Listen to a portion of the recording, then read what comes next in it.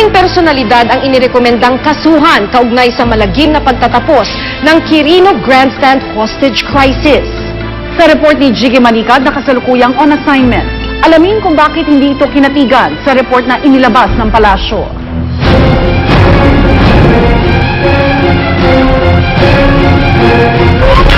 In the wake of the hostage crisis at the Quirino Grandstand, your government has launched an independent and transparent investigation.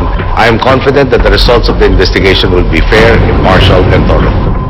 Ito ang pahayag ni Pangulong Noynoy Aquino matapos ang malagim na Quirino Grandstand hostage crisis noong Agosto. Inatasang buuin ang Incident Investigation and Review Committee o IIRC para imbestigahan kung sino mga maaaring managot sa madugong insidente. Noong Setyembre, isinumite ng IIRC sa Pangulo ang kanilang report. Ilang personalidad ang inirekomendang kasuhan. Pero nitong 8 ng Oktubre, inilabas naman ng Malacanang ang kanilang pag-aaral o review sa nasabing report. Dito malinaw na hindi kinatigan ng Pangulo ang IIRC, tila inabsuelto o kaya'y pinagaan ng pananagutan ng ilang sinasabing malapit sa Pangulo. Isa si Manila Mayor Alfredo Lim sa sinasabing napagaan ng pananagutan. Yan ang sigaw ng bayan para kay Noynoy Para yan ang susunod na Pangulo ng bayan. Hayagan niyang sinuporta noon sa kandidatura si Pinoy. Iisang kanilang partido, ang Liberal Party. Si Lim ang piniling kandidato ng LP para maging alkalde ng Maynila. Sumuporta rin noon si Lim kay dating Pangulong Cory Aquino, partikular na noong may bantang kudeta taong 1987. Hinirang din siya nito bilang direktor ng National Bureau of Investigation o NBI. Sa report ng IIRC, iminungkahing sampahan si Lim hindi lang ng kasong administratibo, kundi maging kasong kriminal. Kung kay Mayor Lim, we deliberated on that, extensive yung deliberation ng committee niyan. And we decided to recommend more severe punishment, no? Yung punishment charges actually, more severe charges kay Mayor Lim. In fact, we included criminal liability, no? Conduct of criminal investigation to determine the criminal liability of Mayor Lim. Negligence o kawalan ng sapat na pamumuno sa Crisis Management Committee, pag-utos ng pag-aresto kay Gregorio Mendoza, kapatid ng hostage taker, at pag-abandona sa command post sa mga mahalagang oras nung hostage ang mga itinuro nilang dahilan.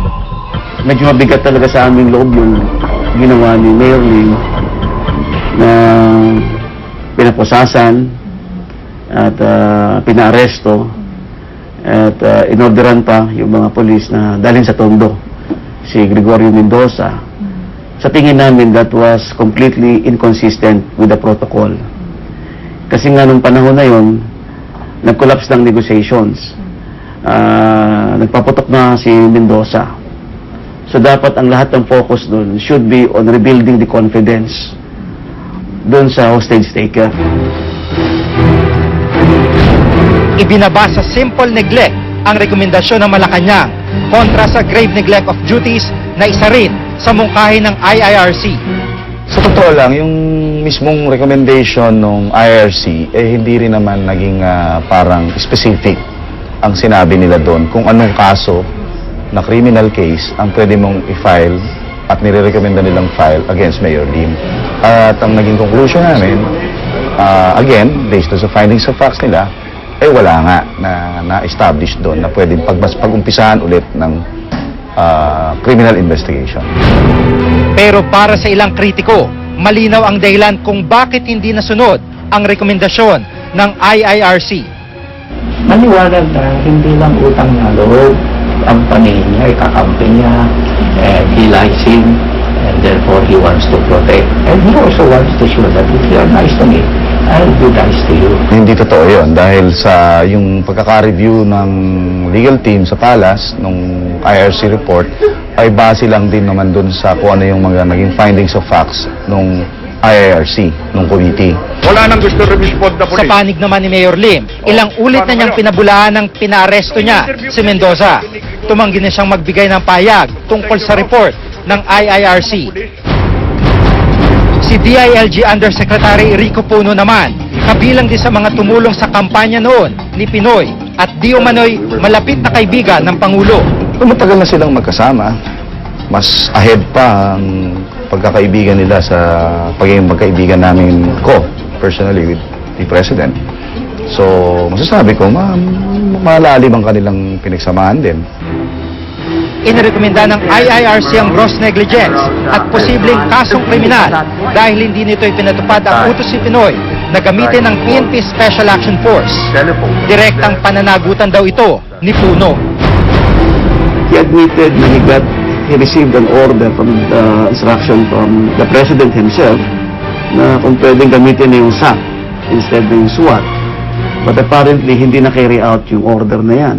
And to our mind, mukhang nagkulang siya doon to ensure that the orders of the President should be carried out, especially that he is supposed to be the chair of the national, acting chair, no, or caretaker ng National Crisis Management Committee. Pero sa kabila nito, hindi sasampahan ng anumang kaso si Puno. Ayon sa review ng Malacanang, wala raw basihan ang rekomendasyon ng IIRC. Yun kasing hostage-taking incident is talaga namang sa umpisa ay isang local incident. Meaning to say, it is very well should be handled by the local government, by the local authorities where it happened. In this case, sa Manila. So yung national level will not, that means kasi pag sinabi mong local, yung national hindi magkakaroon ng direct hand doon sa pag-handle ng hostage taking. Again, thank you for honoring our invitation. Ayon din sa report ng IIRC, maging si dating PNP Chief Director General Jesus Versosa, may pananagutan din sa malagim na kinalabasan ng hostage crisis. Tingin namin yung 2:30 na pag-alis ni Versosa papuntang Cagayan de Oro, and we were not convinced na napakahalaga yung travel na yon. Tingin namin may pagkukulang siya doon. Mukhang na-underestimate niya. He was taking lightly the situation despite the fact na may mga involved dito na foreign nationals. At dapat kasi napaka-intense dapat nung coordination mo dito, napaka-intense dapat yung monitoring mo kasi nga habang tumatagal yung crisis, para tayong sinasampal sa international community. Kasi may international coverage na eh. Pero hindi ito kinatigan ng Malacanang. In a case like hostage-taking incident, minimize yung exposure ng mga higher authorities with the hostage taker because it will always tempt the hostage taker to up the ante, or so to speak, or to make impossible demands. Ang measure of closeness and loyalty ni Pangulong Aquino sa mga tauhan niya is that whether they are not only loyal but subservient with risk everything in his favor. Yun ang ginawa ni Versosa. He turned against President Arroyo and then he showed that he is loyal to Pinoy and he will do everything. Muli itong pinabulaanan ng Malacanang. Walang kinalaman yung naging review namin sa anumang naging relasyon ng kahit na sinong tao sa Pangulo, including sa kay Rico Puno. Dahil sa ating presidente, ma-assure ko sa inyo na siya patas tumingin sa mga dapat niyang tingnan, at lalo na sa mga ganitong klase ng sitwasyon. Naging maingat man ang Pangulo sa kanyang pag-aaral ng IIRC report. Dapat daw hinayaan itong ang korte nagpasya kung dapat bang sampahan ng kaso ang mga nasabing personalidad. Sana he will implement them, leave it to the courts. I am sure the courts, we have very able judges and they will do what should. Kung sa panahon niya, they don't deserve to be punished, I'm very sure the court will arrive at the same conclusion if that is really the case.